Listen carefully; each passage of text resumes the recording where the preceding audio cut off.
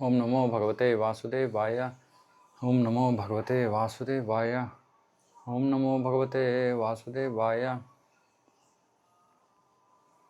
नारायणं नमस्कृत्य नरं चैव नरोत्तमं देवीं सरस्वतीं व्यासं ततो जयमुदीरयेत् नष्टप्रायेषु भद्रेषु नित्यं भागवत सेवया भगवती उत्तमश्लोके भक्तिर्भवति नैष्टिकी। ओम ज्ञानतिमिरान्धस्य ज्ञानाञ्जनशलाकया चक्षुरुन्मीलितं येन तस्मै श्रीगुरवे नमः। नमो विष्णुपादाय कृष्णप्रेष्ठाय भूतले श्रीमते भक्तिवेदान्तस्वामिनिति नामिने। नमस्ते सारस्वते देवे गौरवाणी प्रचारिणे निर्विशेष शून्यवादी पाश्चात्य देशतारिणे। जय श्री कृष्ण चैतन्य प्रभु नित्यानंद श्री अद्वैत गदाधर शिवासादि गौर भक्तवृंद। हरे कृष्ण कृष्ण कृष्ण हरे हरे, हरे राम राम राम हरे हरे।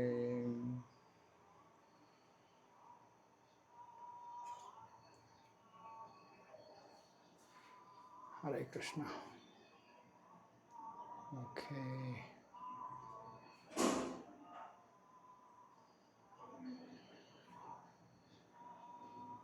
हरे कृष्ण प्रभु प्रणाम। हरे कृष्ण। हरे कृष्णा दंडवत प्रणाम प्रभु जी। हरे कृष्ण प्रभु प्रणाम प्रभु। हरे कृष्ण एल्रिಗೂ ಪ್ರಣಾಮ. ಓಕೆ, ಶ್ರೀಮದ್ ಭಾಗವತ ಸ್ಕಂದ 1 ಅಧ್ಯಾಯ 8 ಶ್ಲೋಕ 30.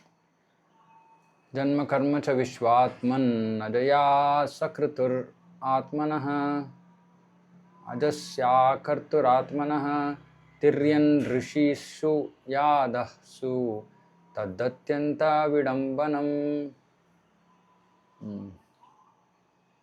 ಜನ್ಮ ಕರ್ಮ ಚ ವಿಶ್ವಾತ್ಮ. ವಿಶ್ವಾತ್ಮ, ನೀನು ವಿಶ್ವದ ಆತ್ಮ. ಏನು ನೀನು ನಿನ್ನ ಕರ್ಮ, ನೀನು ನಿನಗೆ ಯಾವ ಕೆಲಸ ಇಲ್ಲದೇ ಇರು ನೀನು ಕೆಲಸ ಮಾಡ್ತೀಯ. ನಿನಗೆ ಜನ್ಮ ಇಲ್ಲದೇ ಇರು ನೀನು ಜನ್ಮ ತಗೋತೀಯ. ಇದು ದಿಗ್ಭ್ರಮೆಗೊಳಿಸುವಂಥದ್ದು. ಅಲ್ಲದೆ ನೀನು ಪ್ರಾಣಿಗಳ ನಡುವೆ, ಮನುಷ್ಯರ ನಡುವೆ, ಋಷಿ ಮುನಿಗಳ ನಡುವೆ, ಜಲಚರಗಳ ನಡುವೆ ನೀನು ಅವತರಿಸ್ತೀಯ. ಹಾಗಾಗಿ ಖಂಡಿತವಾಗಿ ಇದು ನಮ್ಮನ್ನು ದಿಗ್ಭ್ರಮೆಗೊಳಿಸುತ್ತದೆ. ವಿಡಂಬನಂ. ಕೃಷ್ಣನ ವಿಶ್ವಾತ್ಮ ಅಂತ ಕರೀತಾರೆ. ವಿಶ್ವಾತ್ಮ ಎಲ್ಲದರ ವಿಶ್ವದ ಆತ್ಮ. ಮತ್ತು ಎಲ್ಲ ವಿರುದ್ಧಾಭಾಸ ವಿಷಯಗಳು ಕೃಷ್ಣನಿಗೆ ಅನ್ವಯವಾಗುತ್ತೆ. ವಿರುದ್ಧಾಭಾಸ ಅಂದರೆ ಅವನಿಗೆ ಜನ್ಮ ಇಲ್ಲ ಆದರೆ ಅವನು ಜನ್ಮ ತಗೋತಾನೆ, ಅವನಿಗೆ ಕಾರ್ಯ ಇಲ್ಲ ಆದರೆ ಅವನು ಕಾರ್ಯ ಮಾಡ್ತಾನೆ. ಇದೆಲ್ಲ ವಿರೋಧಾಭಾಸಗಳು, ಆಪೋಸಿಟ್ಸ್. ಅಥವಾ ಯಾವುದೋ ಅವನಲ್ಲಿ ಇಲ್ವೋ, ಏನೋ ಒಂದು ವಸ್ತು ಅವನಲ್ಲಿ ಇಲ್ಲ ಆದರೂ ಇದೆ. ಅಚಿಂತ್ಯ ಅಭೇದ. ಜನ್ಮ ಇಲ್ಲ ಆದರೆ ಜನ್ಮ ತಗೋತಾನೆ. ಸೊ ಹಾಗಾಗಿ ಇದು ದಿಗ್ಭ್ರಮೆಗೊಳಿಸುತ್ತೆ. ಅದಕ್ಕೆ ಸಾಮಾನ್ಯವಾಗಿ ವಿಶೇಷವಾಗಿ ಕೃಷ್ಣ ಮತ್ತು ರಾಮನ ಅವತಾರಗಳು ಜನರಿಗೆ ಅರ್ಥ ಆಗಲ್ಲ. ಯಾಕೆಂದರೆ ಮನುಷ್ಯನಂತೆ ಅವನು ತನ್ನ ರೂಪವನ್ನು ಪ್ರದರ್ಶಿಸ್ತಾನೆ. ಅದು ಮನುಷ್ಯನಂತೆ ರೂಪ ಅಲ್ಲ, ಮನುಷ್ಯನ ರೂಪ ಅವನ ರೂಪದ ಮೇಲೆ ಆಧಾರಿತವಾಗಿರೋದು ಅನ್ನೋದು ಜನರಿಗೆ ಗೊತ್ತಾಗದೆ, ಕೃಷ್ಣ ರಾಮ ನಮ್ಮ ಥರ ಮನುಷ್ಯರಂತೆ ಕಾರ್ಯಗಳು ಮಾಡಿದ್ರು. ಆ ಮನುಷ್ಯರಂತೆ ಕಾರ್ಯಗಳು ಮಾಡೋದ್ರು ಅನ್ನೋದರಲ್ಲಿ ರಾಮನ್ನ ಸ್ವೀಕಾರ ಮಾಡ್ತಾರೆ ಜನ. ರಾಮ ಮಾಡಿದ್ದೆಲ್ಲ ವಿಶೇಷವಾದ ಕಾರ್ಯಗಳು. ಅವನು ಪುರುಷೋತ್ತಮ, ಅವನು ಮರ್ಯಾದಾ ಪುರುಷೋತ್ತಮ. ಅರೆ ಕೃಷ್ಣ ಎಲ್ಲ ತುಚ್ಛ ಕೆಲಸ ಮಾಡ್ತಾನೆ, ಮಾಡಬಾರ್ದು ಕೆಲಸ ಮಾಡ್ತಾನೆ. ಆಯಿತು. ಆಮೇಲೆ ರಾಮನ ಬಗ್ಗೆ ಶ್ರವಣ ಮಾಡ್ತಿರುವಾಗ ಅಥವಾ ರಾಮನ ವಿಷಯವಾಗಿ ಮಾತಾಡ್ತಿರುವಾಗ, ರಾಮ ಯಾಕೆ ಸಾಮಾನ್ಯ ಮನುಷ್ಯನಂತೆ ದುಃಖವನ್ನು ಅನುಭವಿಸ್ದ ಅದರ ಬಗ್ಗೆ ಯೋಚನೆ ಮಾಡಲ್ಲ. ಯಾಕೆಂದರೆ ಭಗವಂತನ ಎಲ್ಲ ಕಾರ್ಯಗಳು ಅಚಿಂತ್ಯ. ಒಂದು ರೀತಿಯಲ್ಲಿ ಕೃಷ್ಣ ಮಾಡೋದಂತೂ ಬಹಳಷ್ಟು ಅಚಿಂತ್ಯ. ಹಾಗಾಗಿ ಅವನ್ನ ತಿರಸ್ಕರಿಸೇ ಬಿಡ್ತಾರೆ ಜನ, ರಾಮನ್ನ ಸ್ವೀಕಾರ ಮಾಡ್ತಾರೆ. ಆದರೆ ರಾಮನ ಕಾರ್ಯಗಳನ್ನು ಅವರು ವಿಶ್ಲೇಷಣೆ ಮಾಡುವಷ್ಟು ಬುದ್ಧಿವಂತಿಕೆ ಇಲ್ಲ ಅವರಿಗೆ. ಯಾಕಂದರೆ ರಾಮನ ಕಾರ್ಯಗಳು ನಿಖರವಾಗಿ ಮನುಷ್ಯನಂತೆ ಇದ್ದು. ನಿಖರವಾಗಿ ಅಂದರೆ ಎಕ್ಸಾಕ್ಟ್ಲಿ. ಭೌತಿಕ ಜಗತ್ತಿನಲ್ಲಿ ವ್ಯಕ್ತಿ ದುಃಖವನ್ನು ಅನುಭವಿಸ್ತಾನೆ, ಪತ್ನಿ ಅಗಲಿಕೆಯನ್ನು ಅನುಭವಿಸ್ತಾನೆ, ಇತ್ಯಾದಿ ಇತ್ಯಾದಿ. ಇದೆಲ್ಲವನ್ನ ರಾಮ ಅನುಭವಿಸ್ದ. ರಾಮನೇ ಭಗವಂತ. ಅರೆ ಭಗವಂತ ಇದೆಲ್ಲ ದಿಗ್ಭ್ರಾಂತನ ಹಾಗೆ ಯಾತಕ್ಕೆ ದುಃಖ ಪಡ್ತಾ ಇದ್ದಾನೆ ಅದರ ಬಗ್ಗೆ ಅದನ್ನು ಯೋಚನೆ ಮಾಡೋವಷ್ಟು ಅವ್ರಿಗೆ ಬುದ್ಧಿ ಇಲ್ಲ. ಆದರೆ ಬುದ್ಧಿ ಇದೆ ಅಂದ್ಕೊಂಡು ಕೃಷ್ಣನ ತಿರಸ್ಕರಿಸ್ತಾರೆ. ಇದು ಹುಚ್ಚುತನ. ಮೊನ್ನೆ ನಾನು ಹೇಳ್ತಾ ಇದ್ದೆ ಅನಿಸುತ್ತೆ, ಈ ಕ್ಲಾಸಲ್ಲಿ ಹೇಳಿದ್ನು, ಬೇರೆ ಕ್ಲಾಸಲ್ಲಿ ಹೇಳಿದ್ನು. ಮಧ್ವ ಸಂಪ್ರದಾಯ 4 ಅಧಿಕೃತ ವೈಷ್ಣವ ಸಂಪ್ರದಾಯದಲ್ಲಿ ಒಂದು. ಮತ್ತು ಅವರು ಕೃಷ್ಣನನ್ನು ಆರಾಧನೆ ಮಾಡೋರು. ಮಧ್ವಾಚಾರ್ಯರು ಕೃಷ್ಣನನ್ನು ಆರಾಧನೆ ಮಾಡಿದ್ದು. ಇವಾಗ ರಾಘವೇಂದ್ರ ಸ್ವಾಮಿ ಮಠ ಇದೆ, ರಾಘವೇಂದ್ರ ಸ್ವಾಮಿಗಳು ಕೃಷ್ಣನನ್ನು ಆರಾಧನೆ ಮಾಡಿದ್ದು. ಅದೇ ಮಠದಲ್ಲಿ ಸೇವೆ ಮಾಡುವಂತಹ ಅರ್ಚಕರು ಅವ್ರು ಏನು ನನಗೆ ಗೊತ್ತಿಲ್ಲ, ಸೇವೆ ಮಾಡುವಂಥ ವ್ಯಕ್ತಿ ಅವರು ಕೃಷ್ಣನ ಬಗ್ಗೆ ಕೀಳಾಗಿ ಮಾತಾಡಿದ್ರು. ಹೇಗೆ ಸಾಧ್ಯ ಅಂತ ನನಗೆ ಜೀರ್ಣ ಮಾಡ್ಕೊಳ್ಳೋಕ್ಕೆ ಆಗಲಿಲ್ಲ. ಅದು ನಿಮ್ಮ ಕೃಷ್ಣ ಏನು ಹೇಳ್ಕೊಟ್ಟಿದ್ದಾನೆ, ಇದು ಮಾತವ್ರದ್ದು. ನಿಮ್ಮ ಕೃಷ್ಣ ಏನು ಹೇಳ್ಕೊಟ್ಟಿದ್ದಾನೆ? ಸುಳ್ಳು ಹೇಳೋದು, ಮೋಸ ಮಾಡೋದು. ಯಾರಾದರೂ ಹೀಗೆ ಮಾತಾಡ್ತಾರ ಕೃಷ್ಣನ ಬಗ್ಗೆ?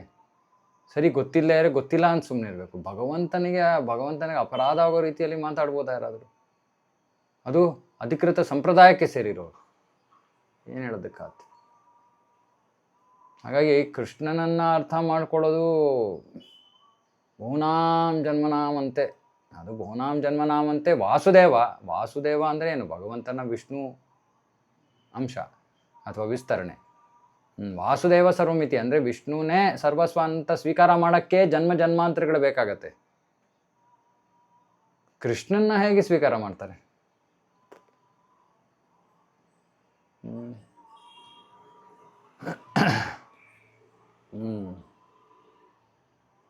ಹಾಗಾಗಿ ಮನುಷ್ಯನದು ಅಲ್ಪ ಬುದ್ಧಿ ಅನ್ನೋದು ಮನುಷ್ಯ ಅರ್ಥ ಮಾಡ್ಕೊಳ್ಬೇಕು. ಭಗವಂತ ಸರ್ವವ್ಯಾಪಿ. ಆದರೂ ಕೂಡ ಅವನು ಮನುಷ್ಯರ ನಡುವೆ, ಪ್ರಾಣಿಗಳ ನಡುವೆ ಪ್ರಕಟ ಆಗ್ತಾನೆ, ರೂಪಗಳನ್ನು ತಗೋತಾನೆ. ಋಷಿಗಳ ನಡುವೆ, ನಾರಾಯಣ ಋಷಿ, ಮತ್ಸ್ಯಾವತಾರ, ಜಲಚರಗಳ ನಡುವೆ. ಶ್ರುತಿ ಹೇಳುತ್ತೆ ಅವನಿಗೆ ಜನ್ಮ ಇಲ್ಲ, ಅವನಿಗೆ ಕಾರ್ಯ ಇಲ್ಲ. ಪರಬ್ರಹ್ಮನಿಗೆ ಕೆಲಸ ಇಲ್ಲ, ಕಾರ್ಯ ಇಲ್ಲ, ಜನ್ಮ ಇಲ್ಲ. ಅವನಿಗೆ ಸಮನಾರವುದು ಯಾರೂ ಇಲ್ಲ, ಅವನಿಗಿಂತ ಮಿಗಿಲಾದವರು ಯಾರೂ ಇಲ್ಲ.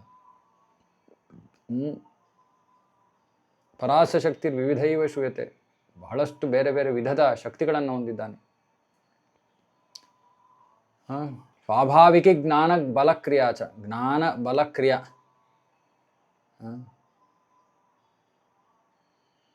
ತಂತಾನೇ ನಡೆಯುವಂಥ ಜ್ಞಾನ ಬಲಕ್ರಿಯದಿಂದ ಅವನು ಎಲ್ಲ ಕಾರ್ಯಗಳನ್ನು ಪರಿಪೂರ್ಣವಾಗಿ ಮಾಡ್ತಾನೆ. ತಂತಾನೇ ನಡೆಯುವಂತಹ ಜ್ಞಾನ ಬಲಕ್ರಿಯಾ. ಜ್ಞಾನವು ತಂತಾನೇ ಕೆಲಸ ಮಾಡುತ್ತೆ, ಬಲನೂ ತಂತಾನೇ ಕೆಲಸ ಮಾಡುತ್ತೆ, ಕ್ರಿಯೆಯನ್ನು ತಂತಾನೇ ಆಗುತ್ತೆ. ಅವನು ಮಾಡ್ತಾ ಇಲ್ಲ, ಅವನ ಶಕ್ತಿಗಳು ಅವು ತಾವೇ ಕೆಲಸ ಮಾಡುತ್ತವೆ.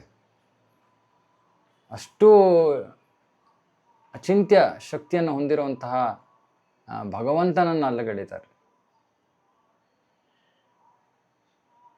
ಹಾಗಾಗಿ ನಮ್ಮ ಸೀಮಿತವಾಗಿರುವಂತಹ ಯೋಚನಾ ಶಕ್ತಿಯಿಂದ ನಾವು ಕೃಷ್ಣನ ಚಟುವಟಿಕೆಗಳನ್ನು, ಕೃಷ್ಣನ ಜನ್ಮದ ಬಗ್ಗೆ ನಾವು ಯೋಚನೆ ಮಾಡೋಕ್ಕೆ ನಮಗೆ ಸಾಮರ್ಥ್ಯ ಇಲ್ಲ. ಯಾಕೆಂದರೆ ನಾವು ಸೀಮಿತವಾದ ಬುದ್ಧಿಯನ್ನು ಉಪಯೋಗಿಸಿ, ನಮ್ಮ ಸೀಮಿತವಾದ ಬುದ್ಧಿಯಲ್ಲಿ ಕೆಲವು ವಿಷಯಗಳು ಆಗಬಹುದು, ಕೆಲವು ವಿಷಯಗಳು ಆಗದೇ ಇರ್ಬೋದು. ಅಂದರೆ ಇದು ಮಾಡೋಕ್ಕೆ ಸಾಧ್ಯ ಇಲ್ಲ. ಭಗವಂತ ಅಚಿಂತ್ಯ, ಅವನು ಮಾಡೋದೆಲ್ಲ ಸಾಧ್ಯವಾಗಿಲ್ಲದೆ ಇರೋ ಕೆಲಸಗಳು. ಆ ಸಾಧ್ಯವಾಗಿಲ್ಲದೆ ಇರೋ ಕೆಲಸಗಳು ಕೆಲವೊಮ್ಮೆ ನಮ್ಮ ಬುದ್ಧಿವಂತಿಗೆ ಅದನ್ನು ಸ್ವೀಕಾರ ಮಾಡುತ್ತೆ. ಉದಾಹರಣೆಗೆ ಅಸುರರನ್ನು ಕೊಲ್ಲೋದು, ಓಕೆ, ಸ್ವೀಕಾರ ಮಾಡ್ತೀವಿ. ಆದರೆ ಅವನು ಹೇಗೆ ಎಲ್ಲ ಬ್ರಜವಾಸಿಗಳಿಗೆ ಪ್ರೀತಿಯನ್ನು ತೋರ್ದ, ವಿಶೇಷವಾಗಿ ಗೋಪಿಯರಿಗೆ, ಅದು ಅಚಿಂತ್ಯ ಶಕ್ತಿ. ಆದರೆ ಅದು ನಮ್ಗೆ ಅರ್ಥ ಆಗಲ್ಲ.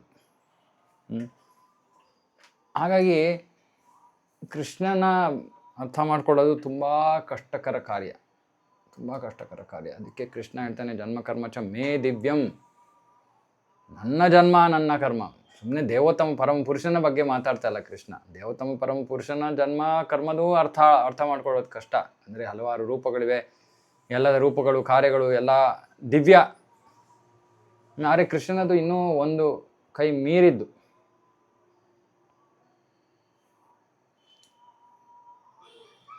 ಮತ್ತು ಕೃಷ್ಣನ ಭಕ್ತರಿಗೆ ಕೃಷ್ಣನ ಕೃಷ್ಣನಿಗೆ ಸಂಬಂಧಿತವಾದ ಲೀಲೆಗಳು, ಅವನ ಕರ್ಮ, ಅವನ ಎಲ್ಲವನ್ನ ಶ್ರವಣ ಮಾಡಿ ಅದರಲ್ಲಿ ಯಾರು ಮಗ್ನರಾಗಿರ್ತಾರೋ ಅವರಿಗೆ ನಮ್ಮ ಆಚಾರ್ಯರು ಬರೀತಾರೆ ಬೇರೆ ರೂಪಗಳಿಂದ ಅವರು ಆಕರ್ಷಿತರೇ ಆಗೋದಿಲ್ಲ ಅಂತ. ಕೃಷ್ಣನಿಂದ ಯಾರು ಆಕರ್ಷಿತರಾಗಿದ್ದಾರೋ ಅವರು ರಾಮನಿಂದಲೂ ಆಕರ್ಷಿತರಾಗಲ್ಲ, ವಿಷ್ಣುವಿನಿಂದಲೂ ಆಕರ್ಷಿತರಾಗಲ್ಲ, ಬೇರೆ ಯಾವ ವಿಷ್ಣು ತತ್ವದಿಂದ ರೂಪದಿಂದಲೂ ಆಕರ್ಷಿತರಾಗಲ್ಲ. ಅದು ಹಾಗೆ. ಅದು ಅಂದರೆ ಕೃಷ್ಣನ ಮೇಲೆ ಕೃಷ್ಣನೆಡೆಗೆ ಆಕರ್ಷಣೆ ಹೆಚ್ಚಾದರೆ, ಬೆಳೆದರೆ, ಬೆಳೆಯೋಕ್ಕೆ ಬಹಳ ವಿರಳ, ಬಹಳ ಬಹಳ ಬಹಳ ವಿರಳ. ನಮ್ಮ ಇಸ್ಕಾನ್ನಲ್ಲಿ ಇಷ್ಟೊಂದು ಭಕ್ತರಿದ್ದಾರೆ, ಆದರೆ ಕೃಷ್ಣನೆಡೆಗೆ ಆಕರ್ಷಣೆ ಯಾರಿಗಿದೆ ಅಂದರೆ ಭಾಳ ಕಡಿಮೆ ಜನ. ಆಕರ್ಷಣೆ ಇಲ್ಲ, ಭಕ್ತಿ ಇದೆ. ಅಂದರೆ ನಂಬಿಕೆ ಇದೆ, ಶ್ರದ್ಧೆ ಇದೆ, ಆದರೆ ಆಕರ್ಷಣೆ, ನಂಬಿಕೆ ಶ್ರದ್ಧೆ ಇದೆಲ್ಲ ಕೃಷ್ಣ ದೇವೋತ್ತಮ ಪರಮ ಪುರುಷ ಅನ್ನೋ ಕಾರಣ ಇದೆ. ಆದರೆ ಆಕರ್ಷಣೆ ಕೃಷ್ಣನ ವ್ಯಕ್ತಿತ್ವದೆಡೆಗೆ ಆಕರ್ಷಿತರಾಗಬೇಕು ನಾವು. ಅದು ಅಚಿಂತ್ಯ, ಅದು ಅರ್ಥ ಮಾಡ್ಕೊಡಕ್ಕೆ ಆಗದೆ ಇರುವಂಥದ್ದು. ಇನ್ನೂ ಮುಂದುವರೆದ ಹಂತದಲ್ಲಿ ಕೃಷ್ಣನ ಹಲವಾರು ಲೀಲೆಗಳಿವೆ, ಅದನ್ನು ನಾವು ಅರ್ಥ ಮಾಡ್ಕೊಳಕ್ಕೆ ಆಗದೇ ಇಲ್ಲ. ಹಾಗಾಗಿ ಅತ್ಯಂತ ಪರಿಶುದ್ಧತೆ ಬೇಕು ಕೃಷ್ಣನನ್ನು ಸ್ವೀಕಾರ ಮಾಡೋದಕ್ಕೆ. ಲೌಕಿಕವಾಗಿ ಒಂದಿಷ್ಟು ಲವಲೇಶದಷ್ಟು ನಮಗೆ ನಾವು ಮೋಹಿತರಾಗಿದ್ರೆ ಈ ಭೌತಿಕ ಜಗತ್ತಿನಿಂದ, ಜಗತ್ತಿನ ಕಾರ್ಯಗಳಿಂದ ನಾವು ಕೃಷ್ಣನ ಅರ್ಥ ಮಾಡ್ಕೊಳಕ್ಕೆ ಆಗದೇ ಇಲ್ಲ.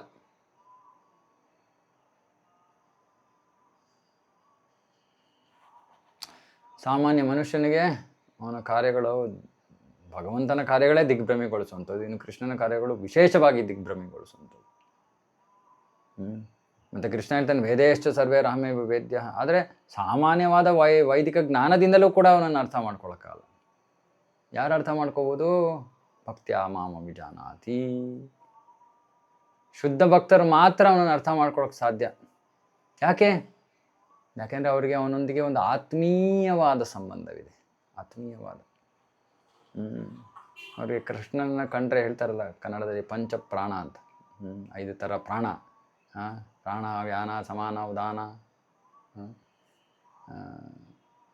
ಈ ರೀತಿ ಪಂಚಪ್ರಾಣ ಅಂದರೆ ಅವರ ಸರ್ವಸ್ವ ಅವನು. ಹಾಗಾಗಿ ಕೃಷ್ಣ ಹೇಗೆ ಬೇಕಾದ್ರೂ ಎಲ್ಲಿ ಬೇಕಾದ್ರೂ ಅವತರಿಸ್ಬೋದು, ಯಾವ ರೂಪವನ್ನು ಬೇಕಾದ್ರೂ ತಗೋಬೋದು, ಏನು ಬೇಕಾದ್ರೂ ಮಾಡ್ಬೋದು, ಯಾವುದರಲ್ಲೂ ಏನೂ ತಪ್ಪಿಲ್ಲ. ಅವನು ಮನುಷ್ಯ ಅಲ್ಲ, ಅವನು ಪ್ರಾಣಿ ಅಲ್ಲ, ಅವನು ಋಷಿ ಅಲ್ಲ, ಅವನು ಮೀನಲ್ಲ, ಅವನು ಸಿಂಹ ಅಲ್ಲ. ಶಾಶ್ವತವಾಗಿ ಅವನು ಯಾವಾಗಲೂ ತನ್ನ ಪರಮ ಸ್ಥಾನದಲ್ಲೇ ಸ್ಥಿತನಾಗಿರುವಂತಹ ಭಗವಂತ. ಹಾಗಾಗಿ ಕುಂತಿ ಮಹಾರಾಣಿ ಇಲ್ಲಿ ತುಂಬ ಸುಂದರವಾಗಿ ಹೇಳ್ತಾ ಇದ್ದಾಳೆ. ಆದರೆ ಅರ್ಥ ಆಗಲ್ಲ. ನೀನು ಮುಂದೆ ಎದುರುಗಡೆ ಕೃಷ್ಣ ನಿಂತಿದ್ದಾನೆ, ಕೃಷ್ಣ ಅರ್ಥ ಆಗಲ್ಲ. ನಿನ್ನನ್ನು ಅರ್ಥ ಮಾಡ್ಕೊಳ್ಳೋದು ಬಹಳ ಕಠಿಣ. ಕೃಷ್ಣ ಹೆಂಗೆ ಅಂದರೆ ಓಪನ್ ಬುಕ್ ಎಕ್ಸಾಮ್ ಅಂತ ಮಾಡ್ತಾರೆ ಈಗಿನ ಕಾಲದಲ್ಲಿ. ಓಪನ್ ಅಂದರೆ ತುಂಬ ನಿಮಗೆ ಟೆಕ್ಸ್ಟ್ ಬುಕ್ಕೇ ಕೊಟ್ಬಿಟ್ಟಿರ್ತಾರೆ. ನೀವು ಟೆಕ್ಸ್ಟ್ ಬುಕ್ ಇಟ್ಕೊಳ್ಳಿ, ಟೆಕ್ಸ್ಟ್ ಬುಕ್ ಓಪನ್ ಮಾಡಿ ಇಟ್ಕೊಳ್ಳಿ, ಅದರಿಂದ ನೋಡ್ಕೊಳ್ಳಿ, ಏನಾದರೂ ಮಾಡ್ಕೊಳ್ಳಿ, ಈ ಎಕ್ಸಾಮ್ ಕ್ವೆಶ್ಚನ್ ಆನ್ಸರ್ ಮಾಡಿ ಅಂತ. ಆ ಓಪನ್ ಬುಕ್ ಪೇಪರ್ ಹೆಂಗಿರುತ್ತೆ ಅಂದರೆ ನಿಮಗೆ ಏನೇನು ಎಲ್ಲಿದೆ ಅಂತ ಗೊತ್ತಿದ್ರೂ ಕೂಡ ನೀವು ಆ ಪ್ರಶ್ನೆಯನ್ನು ಉತ್ತರ ಕೊಡೋಕ್ಕಾಗಲ್ಲ. ಯಾಕಂದರೆ ಅದು ನೇರವಾಗಿರಲ್ಲ ಪ್ರಶ್ನೆ. ನೀವೇನು ಓದಿದ್ದೀರೋ ಅದನ್ನು ನೀವು ಅಪ್ಲೈ ಮಾಡಿಕೊಂಡು ಆಮೇಲೆ ಪ್ರಶ್ನೆಗೆ ಉತ್ತರ ಕೊಡಬೇಕು ಇತ್ಯಾದಿ. ಸೊ ನಮ್ಮ ಕೃಷ್ಣನ ಭಕ್ತಿನೂ ಓಪನ್ ಬುಕ್ ಎಕ್ಸಾಮ್. ಅಂದರೆ ಕೃಷ್ಣನ ಕುರಿತಾಗಿ ಏನೇನು ಜ್ಞಾನ ಬೇಕೋ ಎಲ್ಲವೂ ಲಭ್ಯವಿದೆ, ಆದರೆ ಅದನ್ನು ಸ್ವೀಕಾರ ಮಾಡ್ಕೊಳ್ಳೋಕ್ಕೆ ಕಷ್ಟ. ಮೊಟ್ಟ ಮೊದಲಿಗೆ ಅವನನ್ನು ಅವನ ಬಗ್ಗೆ ಮಾಹಿತಿಯನ್ನು ತಿಳ್ಕೋಬೇಕು. ಅದಾದಮೇಲೆ ಅದನ್ನು ಅರ್ಥ ಮಾಡ್ಕೊಂಡು ಜೀರ್ಣಿಸ್ಕೋಬೇಕು. ಈ ಜೀರ್ಣಕ್ರಿಯೆಗೆ ಅನುಕೂಲಕರವಾಗೋದು ಭಕ್ತರ ಸಂಘ. ತೀವ್ರವಾದ ಸಾಧನೆ ಇಲ್ಲದೆ ಇದ್ರೆ ನಾವು ಕೃಷ್ಣನ ಅರ್ಥ ಮಾಡ್ಕೊಳಕ್ಕಾಗಲ್ಲ. ಯಾರು ಅಂದ್ಕೊಂಡ್ರ ಸರಿ ಏನೋ ಒಂದಿಷ್ಟು ಅಲ್ಲಿ ಇಲ್ಲಿ ಜೈನ್ ಹೋಟೆಲಲ್ಲಿ ತಿನ್ಕೊಳ್ತೀನಿ, ಅದೇನು ಪ್ರಸಾದದಿಂದ ಏನಾಗತ್ತೆ, ಅಥವಾ ಎಲ್ಲ ಒಂದೊಂದು ಆಗಾಗ ಒಂದು ಸ್ವಲ್ಪ ಪಿಕ್ಚರ್ಗೆ ಹೋಗಿ ಬರ್ತೀನಿ, ಇನ್ನೊಂದು ಮಾಡ್ತೀನಿ, ಮತ್ತೊಂದು ಮಾಡ್ತೀನಿ, ಜೊತೆಗೆ ಕೃಷ್ಣ ಭಕ್ತಿ ಮಾಡ್ತೀನಿ ಅಂದರೆ ಕೃಷ್ಣನನ್ನು ಅರ್ಥ ಮಾಡ್ಕೊಳಕ್ಕಾಗಲ್ಲ. ಯಾಕಂದರೆ open book exam. Open book ಎಕ್ಸಾಮಲ್ಲಿ ನಮಗೆ ಅವನ ಬಗ್ಗೆ ಏನಾದ್ರು ತಿಳುವಳಿಕೆ ಬರಬೇಕಂದ್ರೆ ಅವನೇ ಕೃಪೆ ಕೊಡಬೇಕು, ಅದಕ್ಕೆ ಅವನೇ ಕೃಪೆ ಕೊಡಬೇಕು. ನಾವು ಪುಸ್ತಕದಲ್ಲಿ ಎಲ್ಲಿ ಹುಡುಕಿದ್ರೂ ಸಿಗಲ್ಲ ನಮಗೆ, ಅವನನ್ನು ಅರ್ಥ ಮಾಡ್ಕೊಳಕ್ಕಾಗಲ್ಲ. ಸೊ ಹಾಗಾಗಿ ದಿಗ್ಭ್ರಮೆಗೊಳಿಸುವಂಥವನು, ಅವನನ್ನು ಅರ್ಥ ಮಾಡ್ಕೊಳಕ್ಕೆ ಆಗೋದೇ ಇಲ್ಲ. ಪರೀಕ್ಷಿತ ಮಹಾರಾಜನೂ ಕೂಡ ಅವನಿಗೆ ಕೃಷ್ಣನ ಮೇಲೆ ಯಾವ ಸಂದೇಹ ಇರಲಿಲ್ಲ. ಆದರೆ ನಮ್ಮಂಥ ಮುಟ್ಟಾಳರಿಗೆ ಸಂದೇಹ ಇರುತ್ತೆ ಅಂತ ಅವನು ಪರೀಕ್ಷಿತ ಮಹಾರಾಜ ಶುಕದೇವ ಗೋಸ್ವಾಮಿಯವ್ರಿಗೆ 10ನೇ ಸ್ಕಂದದ ಆರಂಭದಲ್ಲಿ ಕೇಳ್ತಾನೆ, ಕೃಷ್ಣ ಯಾಕೆ ಈ ಥರ ಎಲ್ಲ ಮಾಡ್ತಾನೆ? ದೇವೋತ್ತಮ ಪರಮ ಪುರುಷ ಅಂದರೆ ಅವನು ಧರ್ಮ ಸಂಸ್ಥಾಪನೆ ಮಾಡೋಕ್ಕೆ ಬರಬೇಕು, ಆದರೆ ಅವನು ಯಾಕೆ ಕೃಷ್ಣ ಯಾಕೆ ಈ ಥರ ಕೆಲಸಗಳನ್ನು ಮಾಡ್ತಾನೆ ಅಂತ ಅವಾಗ ಶುಕದೇವ ಗೋಸ್ವಾಮಿಯವರಿಗೆ ಕೋಪ ಬರುತ್ತೆ, ಬೈದು ಬಿಡ್ತಾರೆ. ಅಂಥ ಮಹಾಜನರು ಅವ್ರು ಯಾಕೆ ಮಾಡ್ತಾರೆ, ಏನು ಮಾಡ್ತಾರೆ ಅಂತ ನಮ್ಗೆ ಅರ್ಥ ಆಗದೇ ಇದ್ರೆ ಸುಮ್ಮನೆ ಅವರನ್ನು ಸ್ವೀಕಾರ ಮಾಡಬೇಕು. ಅವ್ರ ಸ್ಥಾನದಲ್ಲಿ ಅವ್ರ ಸ್ಥಾನ ಏನು ಅಂತ ತಿಳ್ಕೊಂಡು ಸುಮ್ಮನೆ ಪ್ರಶ್ನೆ ಮಾಡಬಾರ್ದು ಅಂತ. ಸಾಮಾನ್ಯವಾಗಿ ಅದು ಇಷ್ಟು ಭಾಗವತದಲ್ಲಿ ಎಷ್ಟೊಂದು ಪ್ರಶ್ನೆ ಕೇಳಿದ್ದಾನೆ ಪರೀಕ್ಷಿತ, ಎಲ್ಲದಕ್ಕೂ ಉತ್ತರ ಕೊಟ್ಟಿದ್ದಾರೆ. ಶುಕದೇವ ಈ ಒಂದು ಪ್ರಶ್ನೆಗೆ ಬೈದು ಬಿಡ್ತಾರೆ. ಸೂರ್ಯ ಕೊಚ್ಚೆಯಿಂದನೂ ಕೂಡ ನೀರು ಆವಿ ಮಾಡುತ್ತೆ, ಅಷ್ಟು ಶಕ್ತಿ ಇದೆ ಆ ಸೂರ್ಯನಿಗೆ, ಅವನು ಅದನ್ನು ಮಾಡ್ಕೋಬೋದು, ಅದನ್ನು ಪ್ರಶ್ನೆ ಮಾಡೋ ಅಧಿಕಾರ ನಮಗೇನಿದೆ ಅನ್ನೋ ರೀತಿಯಲ್ಲಿ ಬೈದ್ಬಿಡ್ತಾರೆ ಪರೀಕ್ಷಿತನಿಗೆ. ಅಂದರೆ ಉದ್ದೇಶ ಏನು ಅದು ಬೈಗಳ? ಕೃಷ್ಣನ ಸಂದೇಹ ಪಡೋದಕ್ಕೆ ಕಾರಣ ಇಲ್ಲ, ಕೃಷ್ಣನ ಅರ್ಥ ಮಾಡ್ಕೊಳ್ಳೋಕ್ಕೂ ಮಾಡ್ಕೊಳ್ಳೋದು ಕೂಡ ಕಠಿಣ. ಸೊ ಹಾಗಾಗಿ ಏನು ಮಾಡಬೇಕು? ಸುಮ್ಮನೆ ಆಚಾರ್ಯರಿಂದ ಶ್ರವಣ ಮಾಡಿ ಸ್ವೀಕಾರ ಮಾಡಬೇಕು. ನಮ್ಮ ಬುದ್ಧಿಯನ್ನು ಹೇಗೆ ಅಂತ ಅವನು ಹೇಗೆ ಅಂತ ಅರ್ಥ ಮಾಡ್ಕೊಳ್ಳೋಕೆ ಪ್ರಯತ್ನ ಮಾಡಬೇಕು ಹೊರತು ಅವನು ಯಾಕೆ ಅಂತ ಪ್ರಯತ್ನ ಮಾಡಬಾರ್ದು. ಕೃಷ್ಣ ಯಾಕೆ ಹಿಂಗೆ ಮಾಡ್ದ ಅದಕ್ಕೂ ನಮ್ಮ ಆಚಾರ್ಯರು ಉತ್ತರ ಕೊಡ್ತಾರೆ. ಆದರೆ ಕೃಷ್ಣ ಹೇಗೆ ಇಷ್ಟೊಂದು ಅಚಿಂತ್ಯ, ಕೃಷ್ಣ ಹೇಗೆ ಇದನ್ನು ಹಿಂಗೆ ಮಾಡ್ದ ಅನ್ನೋದನ್ನು ಅರ್ಥ ಮಾಡ್ಕೊಳ್ಳೋಕ್ಕೆ ನಾವು ಬುದ್ಧಿಶಕ್ತಿಯನ್ನು ಉಪಯೋಗಿಸ್ಬೋದು. ಅಂದರೆ ಎಲ್ಲದಕ್ಕೂ ಏನಿವೆ ಆಚಾರ್ಯರು ಹೇಳಿರುವಂಥ ವಾಕ್ಯಗಳನ್ನು ಅರ್ಥ ಮಾಡ್ಕೊಳ್ಳೋಕ್ಕೆ ಪ್ರಯತ್ನ ಮಾಡಬೇಕು ಹೊರತು ಪ್ರಶ್ನೆ ಮಾಡಬಾರ್ದು. ಅವನು ಯಾಕೆ ಹಿಂಗೆ ಮಾಡ್ತಾನೆ, ಅವಾಗ ಕೃಷ್ಣ ಅರ್ಥ ಆಗಲ್ಲ. ಸೊ ದಿಗ್ಭ್ರಾಂತಗೊಳಿಸ್ತಾನೆ ಕೃಷ್ಣ, ತಲೆ ಕೆಡಿಸ್ತಾನೆ. ಆ ತಲೆ ಕೆಟ್ಟರೇನೆ ನಾವು ಗೋಲೋಕಕ್ಕೆ ಹೋಗೋದು. ಅದಕ್ಕೆ ಹುಚ್ಚಿಡಿಬೇಕು, ಕೃಷ್ಣ ಹುಚ್ಚು. ಹೇಳ್ತಾರೆ ಅದಕ್ಕೆ ಪರೀಕ್ಷೆ ಯಾರು ಗ್ರಾಹಗ್ರಸ್ತ ಅಂದರೆ ಇವಾಗ ಯಾರಿಗೋ ಕರ್ಮ ಫಲ ಸಾಮಾನ್ಯವಾಗಿ ಗ್ರಹಗಳ ಮೂಲಕ ಬರೋದು, ಎಲ್ಲ ನಮ್ಮ ಕರ್ಮಫಲ. ಹಾಗಾಗಿ ನೀವು ಈ ಗ್ರಹ ಅಧೀನದಲ್ಲಿದ್ದೀರಾ, ಅದರ ಪ್ರಭಾವದಲ್ಲಿದ್ದೀರಾ ಅಂತ ನೀವು ಜ್ಯೋತಿಷಕ್ಕೆ ಹೋದರೆ ಹೇಳ್ತಾರಲ್ಲ, ಅದೇ ರೀತಿ ಭಕ್ತರು ಕೃಷ್ಣಗ್ರಾಹಗ್ರಸ್ತ. ಸಾಮಾನ್ಯ ಭೌತಿಕ ಗ್ರಹಗಳಿಂದ ಗ್ರಸ್ತರಲ್ಲ ಅವರು, ಕೃಷ್ಣನಂತಹ ಗ್ರಹದಿಂದ ಗ್ರಸ್ತರು. ಅಂದರೆ ಒಂಥರ ಹುಚ್ಚಿಡ್ದಂಗೆ, ಕೃಷ್ಣನ ಹುಚ್ಚು. ಕಷ್ಟ ಅದು. ಅದು ಎಷ್ಟು ಜನ್ಮಗಳು ಬೇಕು ಅದಕ್ಕೆ ಅಂತ ಕೂಡ ಹೇಳೋಕ್ಕಾಗಲ್ಲ. ಆದರೆ ಪ್ರಭುಪಾದರು ಹೇಳಿದ್ದಾರೆ, ಅಚ್ಚುಕಟ್ಟಾಗಿ ನಮಗೆ ಕೊಟ್ಟಿರೋ ಮಾರ್ಗವನ್ನು ಸರಿಯಾಗಿ ನಾವು ಪಾಲನೆ ಮಾಡಿದರೆ, ಸರಿಯಾದ ಭಕ್ತರ ಸಂಘವನ್ನು ಹೊಂದಿದರೆ ಕೃಷ್ಣನೆಡೆಗೆ ಆಕರ್ಷಣೆ ಬಹಳ ಬೇಗ ಜಾಗೃತವಾಗುತ್ತೆ. ಆಮೇಲೆ ಈ ಕಡೆ ಆ ಕಡೆ ತಿರುಗಲ್ಲ ಭಕ್ತರು.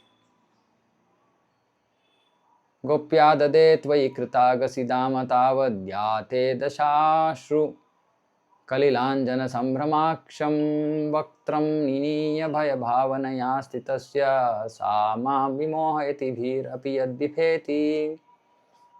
ಕೃಷ್ಣ ಅಂತ ಹೇಳಾದ್ಮೇಲೆ ಯಶೋಧ ಬಗ್ಗೆ ಮಾತಾಡದೆ, ಗೋಪಿಯರ ಬಗ್ಗೆ ಮಾತಾಡದೆ ಹೇಗಿರಕ್ಕೆ ಸಾಧ್ಯ? ನನ್ನ ಪ್ರಿಯ ಕೃಷ್ಣನೇ. ಕುಂತಿಮಾರಾಣಿ ಹೇಳ್ತಾಳೆ, ಯಶೋಧ ನೀನು ತಪ್ಪು ಮಾಡಿದ್ದಕ್ಕೆ, ಅಪರಾಧ ಮಾಡಿದೆ ನೀನು, ಆಗ ನಿನಗೆ ಶಿಕ್ಷೆ ಕೊಡೋದಕ್ಕೆ ಅವಳು ಒಂದು ಹಗ್ಗವನ್ನು ತಗೊಂಡು ನಿನ್ನ ಬಂಧಿಸಕ್ಕೆ ಬಂದ್ಲು. ಆವಾಗ ನಿನ್ನ ಕಣ್ಣುಗಳಿಂದ ನೀನು ಬಹಳ ದುಃಖದಲ್ಲಿದ್ದೆ, ನೀನು ನೋವನ್ನು ಅನುಭವಿಸ್ತಾ ಇದ್ದಿದ್ದ ನೀನು, ನಿನ್ನ ಕಣ್ಣುಗಳಿಂದ ಕಣ್ಣೀರು ಪ್ರವಾಹವಂತೆ ಸುರಿತು. ಆಗ ನಿನ್ನ ಕಣ್ಣಿಗೆ ನೀನು ಅಂಜನ ಕಾಡಿಗೆ ಹಾಕೊಂಡಿದ್ದೆಲ್ಲ ಅದೆಲ್ಲ ತೊಡೆದೋಯ್ತು ಅದರಿಂದ. ಏನಾಯಿತು, ಅವನು ಎಷ್ಟು ಕೃಷ್ಣ ಅಳ್ತಾ ಇದ್ದಾನೆ ಅಂದರೆ ಕಣ್ಣಲ್ಲಿದ್ದಿದ್ದು ಕಪ್ಪು ಎಲ್ಲ ಕಡೆ ಹರಡ್ಬಿಟ್ಟಿದೆ ಮುಖದ ಮೇಲೆಲ್ಲ. ಇವಾಗ ಕಾರ್ತಿಕ ಮಾಸ ಬರುತ್ತೆ ಇನ್ನೇನು ಸ್ವಲ್ಪ ಸಮಯದಲ್ಲಿ.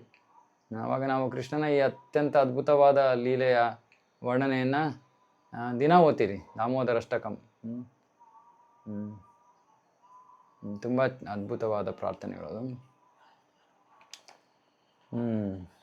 ಮತ್ತು ನೀನು ಭಯಭೀತನಾದೆ, ಭಯಗ್ರಸ್ತನಾದ ಕೃಷ್ಣ. ಆ ದಾಮೋದರ ಲೀಲೆಯ ಒಂದು ಚಿತ್ರದಲ್ಲಿ ನಾವು ನೋಡ್ತೀವಿ ಕೃಷ್ಣನ ಕಣ್ಣುಗಳು, ಕೃಷ್ಣ ಅಂಜುತ್ತಾ ಇದ್ದಾನೆ, ಕೃಷ್ಣ ಅಮ್ಮನ ನೋಡಿ ಹೆದರ್ತಾ ಇದ್ದಾನೆ, ಕಣ್ಣಿಂದ ನೀರು ಸುರಿತಾ ಇದೆ, ಭಯ ಕಾಣ್ತಾ ಇದೆ ಕಣ್ಣಲ್ಲಿ.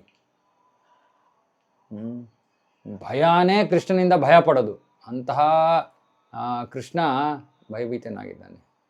ಮತ್ತೆ ಕಂತಿ ಮಾರಾಣಿ ಹೇಳ್ತದೆ, ಇದನ್ನು ನೋಡಿ ನಾನು ದಿಗ್ಭ್ರಾಂತಳಾಗ್ತಾ ಇದ್ದೀನಿ. ಹೆಂಗೆ ನೀನು ಅಳಕ್ಕೆ ಸಾಧ್ಯ? ನೀನು ವಿಶ್ವಾತ್ಮ, ನೀನು ಎಲ್ಲದರ ಪ್ರಭು, ಸರ್ವವ್ಯಾಪಿ ಇತಿ ಎಲ್ಲ ವರ್ಣನೆಯನ್ನು ಮಾಡಿ ಆಮೇಲೆ ಕುಂತಿ ಹೇಳ್ತಾಳೆ, ಎಲ್ಲವೂ ನಿನ್ನ ಅಧೀನದಲ್ಲಿದೆ, ನೀನು ಅಮ್ಮನ ಕೈಯಲ್ಲಿ ಸಿಕ್ಕಾಕೊಂಡ್ಬಿಟ್ಟೆ, ಅಮ್ಮ ನಿನ್ನನ್ನು ಬಂಧಿಸ್ಬಿಟ್ಲು. ಇದೊಂದು ಬಹಳ ಮುಖ್ಯವಾದ ಒಂದು ವಿಷಯ ಕೃಷ್ಣ ಲೀಲೆಯಲ್ಲಿ, ವ್ರಜಲೀಲೆಯಲ್ಲಿ. ವ್ರಜಲೀಲೆಯಲ್ಲಿ ನಾವು ಸಾಮಾನ್ಯವಾಗಿ ಕೇಳಿದ್ರೆ ಅಂದರೆ ಕೃಷ್ಣನಿಗೆ ಬಹಳ ಬೇಕಾದವರು ಯಾರು? ಗೋಪಿಯರು, ಅದರಲ್ಲಿ ರಾಧಾ. ಆದರೆ ಕೃಷ್ಣನಿಗೆ ಬಹಳ ಬೇಕಾಗಿರೋರಲ್ಲಿ ಯಶೋದೆಯು ಕೂಡ ಮುಖ್ಯಸ್ಥಳು. ಅಂದರೆ ಬೇರೆಯವರು ಯಾರೂ ಇಲ್ಲ, ಗೋಪಿಯರ ಹಂತಕ್ಕೆ ಬೇರೆಯವರು ಯಾರೂ ಬರಲ್ಲ, ಎಲ್ಲರೂ ಇದ್ದಾರೆ, ಗೋಪಾಲಕರಿದ್ದಾರೆ, ಎಲ್ಲರೂ ಇದ್ದಾರೆ. ಆದರೆ ಯಶೋದೆಯದು ಒಂದು ವಿಶೇಷವಾದ ಸ್ಥಾನ. ಯಾಕೆಂದರೆ ಯಶೋದೆ ಕೃಷ್ಣನಿಗೆ ಅಷ್ಟು ಪ್ರೀತಿಯನ್ನು ತೋರ್ತಾಳೆ, ಯಶೋದೆ ರಾಧಾರಾಣಿಗೆ ಅಷ್ಟೇ ಪ್ರೀತಿಯನ್ನು ತೋರ್ತಾಳೆ.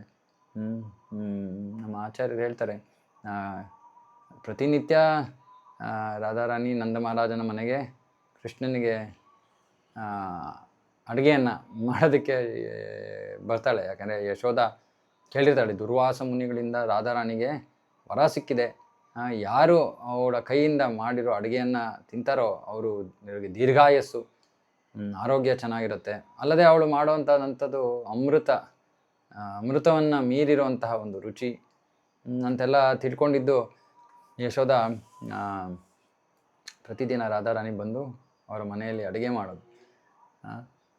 ಅದರಲ್ಲಿ ವರ್ಣನೆ ಇದೆ, ರಾಧಾರಾಣಿ ಬಂದ ತಕ್ಷಣ ಬಹಳ ಸುಸಂಸ್ಕೃತಳು. ರಾಧಾರಾಣಿ ಬಂದ ತಕ್ಷಣ ಹಿರಿಯರಿಗೆ ಕಾಲುಗಳನ್ನು ಮುಟ್ಟಿ ನಮಸ್ಕಾರ ಮಾಡಿ ಅವರ ಆಶೀರ್ವಾದವನ್ನು ಪಡ್ಕೊಂಡು ಆಮೇಲೆ ತನ್ನ ಕಾರ್ಯಗಳಲ್ಲಿ ತೊಡಗೋಳು.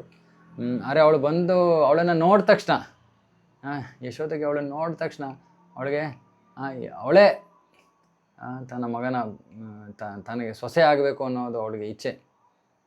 ಆ ರೀತಿಯಲ್ಲಿ ಅವಳು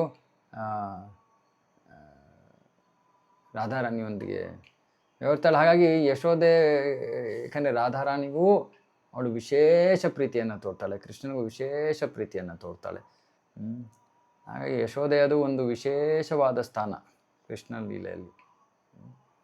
ಮತ್ತು ಇನ್ಯಾರೂ ಮಾಡೋಕ್ಕಾಗದೇ ಇದ್ದಿದ್ದನ್ನು ಯಶೋದೆ ಮಾಡ್ತಾಳೆ, ಕಟ್ಟಾಕ್ತಾಳೆ ಕೃಷ್ಣನ.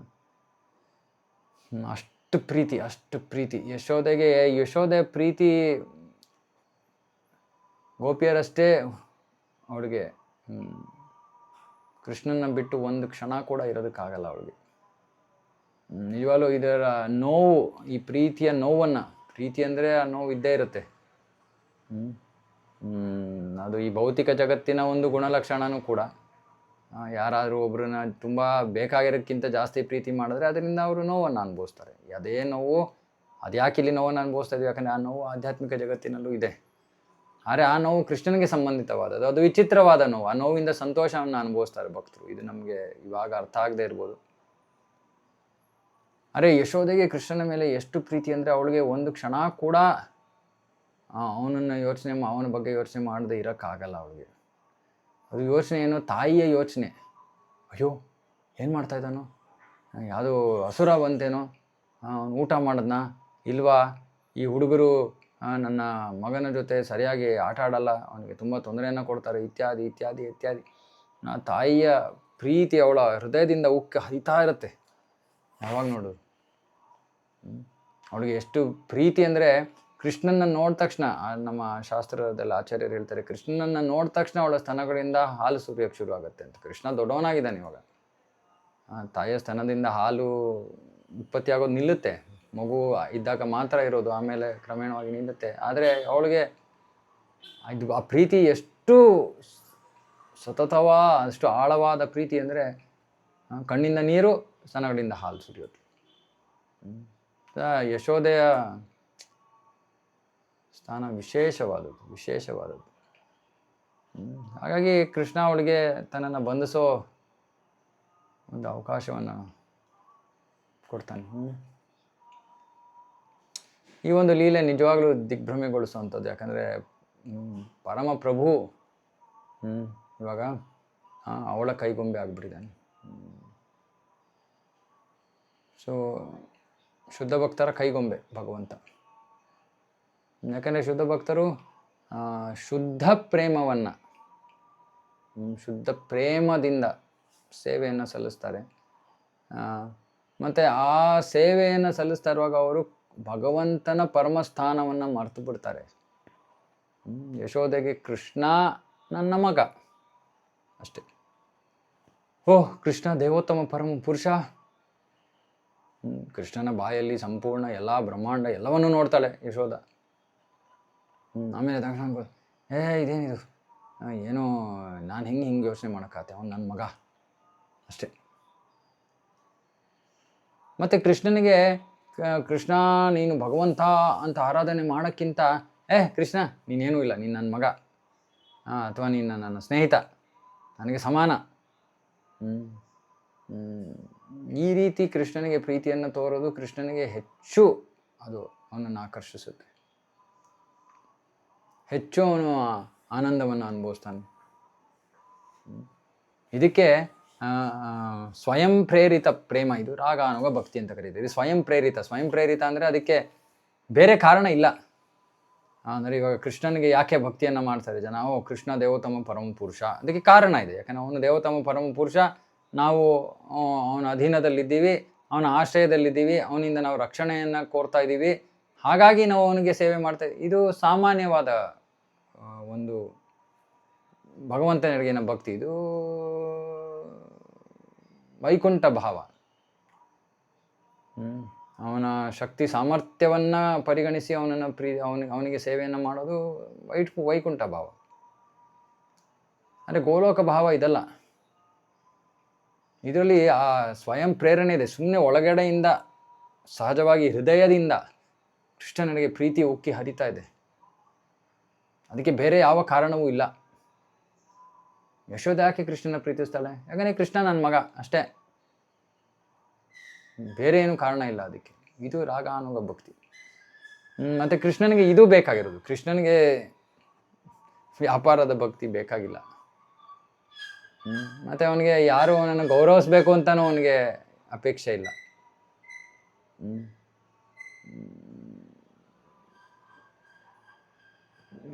ಗೋಪಾಲಕರು ಅವನ ಹೆಗಲ ಮೇಲೆ ಹತ್ತು ಕೂತ್ಕೋತಾರೆ, ಹೇಳ್ತಾರೆ ನೀನೇನು ಮಹಾ ದೊಡ್ಡವನು, ನಾನು ನೀನು ಇಬ್ಬರು ಒಂದೇ ಥರ, ನಿಂದೇನು ಮಿಗಿಲಾದ ಸ್ಥಾನ ಅಲ್ಲ ಅಂತ ಹೇಳಿದ್ರೆ ಕೃಷ್ಣನಿಗೆ ವೇದಗಳಲ್ಲಿರೋ ಅವನ ಗುಣಗಾನ ಮಾಡ್ತಾ ಇರೋ ಶ್ಲೋಕಗಳನ್ನು ಕೇಳೋದಕ್ಕಿಂತ ಹೆಚ್ಚು ಆನಂದ ಸಿಗುತ್ತೆ. ಗೋಪಿಯರು ಅವನನ್ನು ಬೈದರೆ ಅದರಿಂದ ಅವನಿಗೆ ಹೆಚ್ಚು ಆನಂದ ಸಿಗುತ್ತೆ. ಇದು ಕೃಷ್ಣನ ವಿಶೇಷವಾದ ಅರ್ಥ ಆಗಲ್ಲ.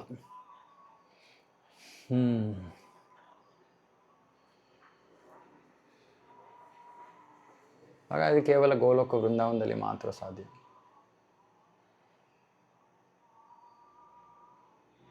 ಮತ್ತೆ ಅಮ್ಮ ಬೈತಾಳೆ ಕೃಷ್ಣನಿಗೆ, ತಲಾಟೆ ನೀನು ಎಲ್ಲ ಥರ ಚೇಷ್ಟೆಗಳನ್ನು ಮಾಡ್ತೀಯ, ಬೈತಾಳೆ.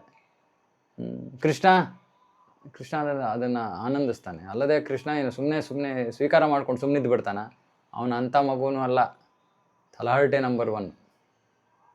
ಅವನೇನು ಮಾಡ್ತಾನೆ? ವಾದ ಮಾಡ್ತಾನೆ. ಯಾವ ಥರ ವಾದ ಮಾಡ್ತಾನೆ ಅಂದರೆ ನಮಗೆ ಅದು ಅರ್ಥ ಆಗಲ್ಲ, ಸ್ವೀಕಾರ ಮಾಡೋಕೆ ಆಗದೇ ಇರೋ ರೀತಿಯಲ್ಲಿ ವಾದ ಮಾಡ್ತಾನೆ, ಸುಳ್ಳು ಹೇಳ್ತಾನೆ. ಈ ಒಂದು ದಾಮೋದರ ಲೀಲೆಯ ಸಮಯದಲ್ಲಿ ಯಶೋಧ ಬೈತಾಳೆ, ನೀನು ಕೋತಿಗಳ ವಂಶದಲ್ಲಿ ಹುಟ್ಟಿದ್ಯಾ ನೀನು ಅಂತ. ಕೋಪದಿಂದ ಕೋತಿ ಥರ ಆಡ್ತೀಯ ನೀನು ಅಂತ ಬೈತಾರಲ್ಲ ತಂದೆ ತಾಯಂದರು. ಆವಾಗ ಕೃಷ್ಣ ಅಂತಾನೆ, ಹೌದು ನಾನು ಕೋತಿ ವಂಶದಲ್ಲೇ ಹುಟ್ಟಿರೋದು, ನೀನು ಮುತ್ತಾತ ಎಲ್ಲ ಕೋತಿಗಳು. ಸೊ ಹೀಗೆ ಕೃಷ್ಣ ಉತ್ತರ ಕೊಡೋದು, ಹೌದು ಅಮ್ಮ ನಾನು ಕ್ಷಮಿಸ್ಬಿಡು, ಈ ರೀತಿ ಏನಿಲ್ಲ. ಸೊ ವಿಶೇಷವಾದದ್ದು ಆ ಒಂದು ಪ್ರೀತಿ ಪ್ರೇಮ ಅಲ್ಲಿರೋದು ಸಾಮಾನ್ಯವಾದದ್ದಲ್ಲ, ಆದರೆ ಅದು ಎಷ್ಟು ಸಾಮಾನ್ಯವಾಗಿ ಕಾಣುತ್ತೆ. ಇವಾಗ ಯಾರೋ ಭೌತಿಕ ಜಗತ್ತಿನ ಯಾರು ನೀನು ಕೋತಿ ನಿಮ್ಮ ಅಪ್ಪ ಕೋತಿ ಅಂತಾರಲ್ಲ, ಈ ರೀತಿ ಕೃಷ್ಣನ ವ್ಯವಹಾರ. ಇದನ್ನು ಹೆಂಗೆ ಯಾವ ಮನೋಭಾವದಿಂದ ಸ್ವೀಕಾರ ಮಾಡೋಕ್ಕಾಗತ್ತೆ? ಭಗವಂತ ಯಾಕೆ ಹಿಂಗೆ ಮಾಡ್ತಾನೆ, ಯಾಕೋ ಇಂಥ ಕೆಲಸ ಮಾಡ್ತಾನೆ? ರಾಮ ಯಾವತ್ತೂ ಈ ರೀತಿ ಮಾಡಲ್ಲ. ಅವನು ಚಿಕ್ಕ ವಯಸ್ಸಿನಿಂದಲೇ ಮರ್ಯಾದಾ ಪುರುಷೋತ್ತಮ, ಎಲ್ಲರಿಗೂ ಸೂಕ್ತವಾಗಿ, ಎಲ್ಲರ ಜೊತೆ ಸೂಕ್ತವಾಗಿ ವ್ಯವಹರಿಸೋದು. ಕೃಷ್ಣ ಅಮ್ಮನ ಜೊತೆನೂ ಹೀಗೆ ಮಾತಾಡ್ತಾನೆ. ಗೌರವ ಗೀರವ ಏನಿಲ್ಲ, ಇದೆ ಆದರೆ ಏನೂ ತೋರಿಸ್ಕೊಡಲ್ಲ.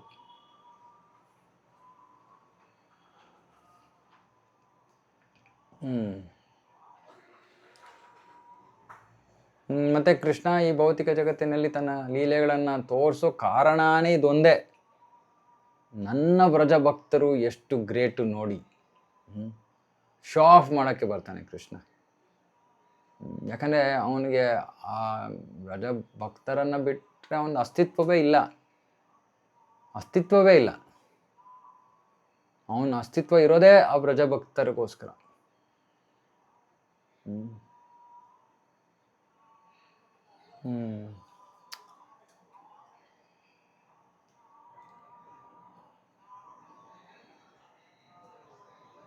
ಪ್ರಭುಪಾದರು ಇಲ್ಲಿ ದಾಮೋದರ ಲೀಲೆಯನ್ನು ವರ್ಣಿಸ್ತಾ ಇದ್ದಾರೆ. ನಮಗೆಲ್ಲ ಗೊತ್ತು ಕಥೆ. ಹೇಗೆ ಕೃಷ್ಣ ಪ್ರತಿದಿನ ಯಾರು ಗೋಪಿಯರ ಮನೆಗೆ ಹೋಗಿ ಬೆಣ್ಣೆಯನ್ನು ಕದಿಯೋದು, ಮತ್ತೊಂದು ಚೇಷ್ಟೆಯನ್ನು ಮಾಡ್ತಾ ಇರ್ತಾನೆ. ಒಂದ್ಸತಿ ಎಲ್ಲ ಗೋಪಿಯರು ಸೊ ನಾವು ಇದ್ರ ಮೇಲೆ ಒಂದು ಚಿಕ್ಕ ಪುಸ್ತಕವನ್ನು ಪ್ರಕಟಣೆ ಮಾಡಿದ್ವಿ ಹೋದ ವರ್ಷ ದಾಮೋದರ ಲೀಲೆಯ ಸಮಯದಲ್ಲಿ, ದಾಮೋದರ ಲೀಲಾ ಅಂತ. ಈ ಒಂದು ಲೀಲೆಯ ವರ್ಣನೆ, ಅದರ ಹಿನ್ನೆಲೆಯಲ್ಲಿರೋ ತತ್ವ, ಇದೆಲ್ಲವನ್ನು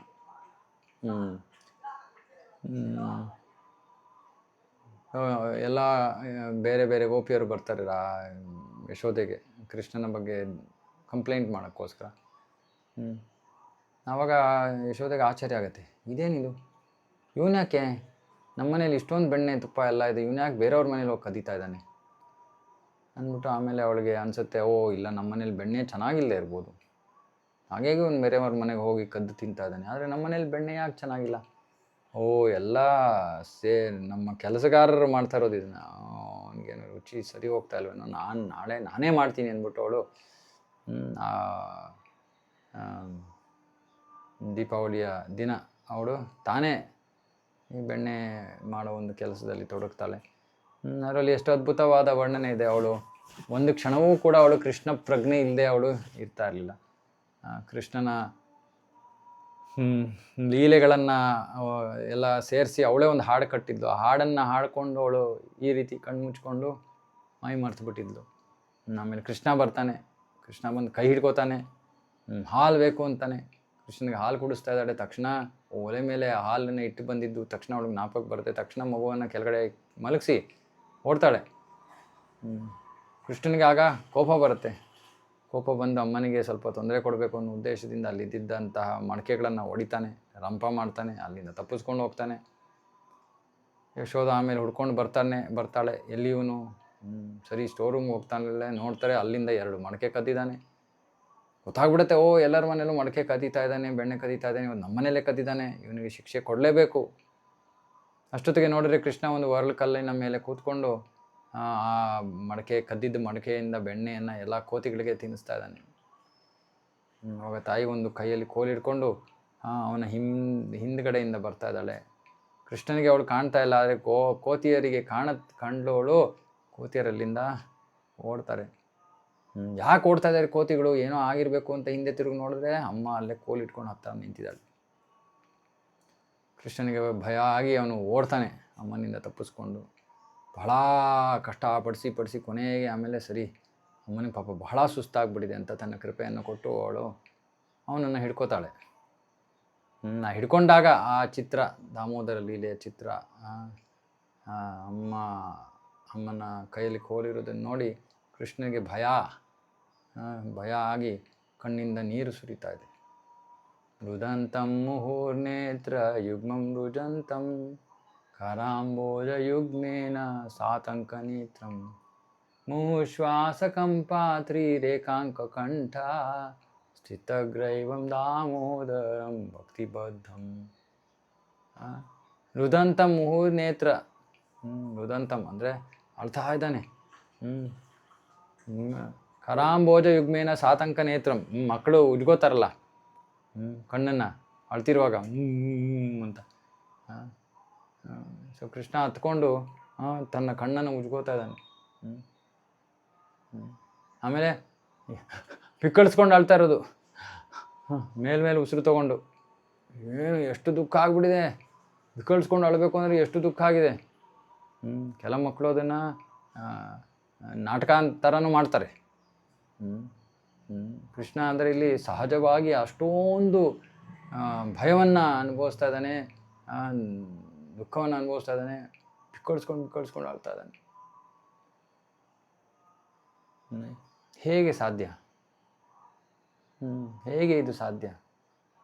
ಸಾಮಾನ್ಯ ಮಗುವಿನಂತೆ ಕೃಷ್ಣ ಅಷ್ಟು ಪ್ರೀತಿಯನ್ನು ತೋರ್ತಾ ಇದ್ದಾನೆ ಯಶೋದೆ. ನೀವು ಇದನ್ನು ನಾವು ದಾಮೋದರ ಲೀಲೆ ಸಮಯ ಬಂದಾಗ ಇದನ್ನು ಇನ್ನೂ ಚೆನ್ನಾಗಿ ಇದನ್ನು ಶ್ರವಣ ಮಾಡೋಣ. ಸೊ ಹಾಗಾಗಿ ಈ ಒಂದು ವರ್ಣನೆಯನ್ನು ಕೇಳಿ ಕುಂತಿ ಮಹಾರಾಣಿಗೆ ಬಹಳ ದಿಗ್ಭ್ರಾಂತಳಾಗ್ತಾ ಇದ್ದಾಳೆ. ಯಾಕೆ ದಿಗ್ಭ್ರಾಂತಳಾಗ್ತಾ ಇದ್ರು? ಯಶೋಧ ಮಾತೆಗೆ ದಿಗ್ಭ್ರಮೆ ಆಗಲಿಲ್ಲ, ಅವಳಿಗೇನು ಗೊಂದಲ ಆಗಲಿಲ್ಲ. ಯಾಕೆ ಕುಂತಿ ಮಹಾರಾಣಿಗೆ ದಿಗ್ಭ್ರಾಂತಳಾಗ್ತಾ ಇದ್ದಾಳೆ? ಯಾಕಂದರೆ ಅವಳಿಗೆ ಕೃಷ್ಣನ ಪರಮಸ್ಥಾನ ತಿಳಿದಿದೆ. ಆ ಪರಮಸ್ಥಾನದ ಅರಿವಿನಲ್ಲಿ ಅವಳು ಈ ಲೀಲೆ ಬಗ್ಗೆ ಯೋಚನೆ ಮಾಡ್ತಾ ಇದ್ದಾಳೆ, ಹಾಗಾಗಿ ದಿಗ್ಭ್ರಾಂತಳಾಗ್ತಾ ಇದ್ದಾಳೆ. ಆದರೆ ಯಶೋಧೆಗೆ ಆ ಸ್ಥಾನದ ಅರಿವು ಇರಲಿಲ್ಲ, ಹಾಗಾಗಿ ಅವಳಿಗೆ ಏನು ಅನ್ನಿಸ್ಲಿಲ್ಲ. ಯಾಕಂದರೆ ಕೃಷ್ಣ ಅವಳ ಮಗ. ಯಶೋಧೆಗೆ ಏನಾದ್ರು ಅವನ ಪರಮಸ್ಥಾನದ ಅರಿವಿದ್ದಿದ್ರೆ ಅವಳು ಹೇಗೆ ಈ ಒಂದು ಲೀಲೆ ನಡೆಯೋಕ್ಕಾಗ್ತಾಯಿತ್ತು? ಕೃಷ್ಣನಿಗೆ ಹೇಗೆ ಆನಂದವನ್ನು ಕೊಡೋಕ್ಕೆ ಸಾಧ್ಯ ಆಗ್ತಾಯಿತ್ತು? ಕೃಷ್ಣನಿಗೆ ಆನಂದ ಇದು. ಯಾಕಂದರೆ ಇದು ಸಹಜವಾದ ಪ್ರೀತಿಯ ವಿನಿಮಯ. ಹಾಗಾಗಿ ಇದನ್ನು ನೆನಪಿಸ್ಕೊಂಡು ಅವಳು ದಿಗ್ಭ್ರಾಂತಳಾಗ್ತದಾಳೆ. ಹೇಗೆ ಸಾಧ್ಯ? ನೀನು ಹೇಗೆ ಅರ್ಥ ಮಾಡ್ಕೊಳಕ್ಕಾಗತ್ತೆ? ಪರೋಕ್ಷವಾಗಿ ಇದು ಯಶೋದೆಯ ಪರಮ ಶ್ರೇಷ್ಠ ಸ್ಥಾನದ ಗುಣಗಾನ ಇದು. ಯಾಕಂದರೆ ಅವಳು ಸರ್ವಶಕ್ತ ಭಗವಂತನನ್ನೇ ಅವಳು ನಿಯಂತ್ರಿಸ್ಬಿಟ್ಲು, ಕಟಾಕ್ಬಿಟ್ಲು. ಅದ್ಭುತವಾದ ಲೀಲೆ. ಅದಕ್ಕೆ ಭಾಗವತದಲ್ಲಿ ಹೇಳ್ತಾರೆ, ಕೃಷ್ಣನ ಎಲ್ಲ ಲೀಲೆಗಳು ಅದ್ಭುತ, ಕೃಷ್ಣನ ಬೇರೆ ಬೇರೆ ಅವತಾರಗಳು ಅದ್ಭುತ, ಕೃಷ್ಣನ ಲೀಲೆಗಳು ಅದ್ಭುತ, ಕೃಷ್ಣನ ಲೀಲೆಗಳಲ್ಲಿ ಕೃಷ್ಣನ ಬಾಲ್ಯ ಲೀಲೆಗಳು ಬಹಳ ಅದ್ಭುತ ಅಂತ. ಆದರೆ ಒಬ್ರೊಬ್ರದ್ದು ಒಂದೊಂದು ಭಕ್ತಿಯ ರಸ. ಮಧುರಾಧಿಪತೆಯರ ಅಖಿಲಂ. ಕೃಷ್ಣನ ಸರ್ವಸ್ವವು ಮಧುರ. ಯಾರೋ ಅವನ ಬಾಲ್ಯ ಲೀಲೆಗಳಿಂದ ಆಕರ್ಷಿತರಾಗ್ತಾರೆ, ಯಾರೋ ಅವನ ಪೌಗಂಡ ಲೀಲೆಗಳಿಂದ ಆಕರ್ಷಿತರಾಗ್ತಾರೆ, ಯಾರೋ ಕೈಶೋರ ಲೀಲೆಗಳಿಂದ ಆಕರ್ಷಿತರಾಗ್ತಾರೆ. ಸಾಮಾನ್ಯವಾಗಿ ಬಾಲ್ಯ ಲೀಲೆ ಅಂದರೆ ವಾತ್ಸಲ್ಯ ರಸ, ಪೌಗಂಡ ಲೀಲೆ ಅಂದರೆ ಸಖ್ಯ ರಸ, ಕೈಶೋರ ಲೀಲೆ ಅಂದರೆ ಮಾಧುರ್ಯ ರಸ. ಸೊ ನಮ್ಮ ಹೃದಯ ಯಾವುದರಿಂದ ನಾವು ಆಕರ್ಷಿತರಾಗ್ತೀವೋ ಅದೇ ನಮಗೆ ಸೂಕ್ತವಾದ ರಸ ಅಂತ ನಾವು ತಿಳ್ಕೊಬೋದು. ಇದ್ರ ಬಗ್ಗೆ ಆಮೇಲೆ ಚರ್ಚೆ ಮಾಡೋಣ. ಇಲ್ಲಿಗೆ ನಿಲ್ಲಿಸ್ತೀನಿ. ಯಾರಿಗಾರು ಏನಾದರೂ ಪ್ರಶ್ನೆ ಇದ್ದರೆ ಕೇಳ್ಬೋದು. ಹರೇ ಕೃಷ್ಣ.